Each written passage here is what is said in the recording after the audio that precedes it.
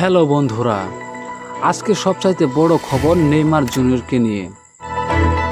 Brazilian তারকা Neymar সম্প্রতি সান্তোসের হয়ে দুর্দান্ত পারফরমেন্স করেছেন। চাপাকোয়েন্সের বিপক্ষে তিনি 2টি গোল করে দলকে হার থেকে বাঁচিয়েছেন। ম্যাচটি 2-2 গোলে ড্র হয়। এর আগে পোকা টুর্নামেন্ট অংশ নেয় নিয়ে সমালোচনার মুখে পড়েছিলেন নেইমার, তবে তিনি জানিয়েছেন ক্লাবের অনিয়মিত নিয়েই বিশ্রামে ছিলেন এবং সবকিছু পরিকল্পনা অনুযায়ী হয়েছে। এদিকে নেইমারের এই দুর্দান্ত পারফরমেন্সে ভক্তদের মধ্যে আবারও আশা জেগেছে। এখন সবার নজর তার পরবর্তী ম্যাচের দিকে। নেইমারের সর্বশেষ খবর সবার আগে পেতে আমাদের চ্যানেলটি সাবস্ক্রাইব করুন। ভিডিওটি ভালো লাগলে একটি লাইক দিন এবং আপনার মতামত কমেন্টে জানান। ধন্যবাদ।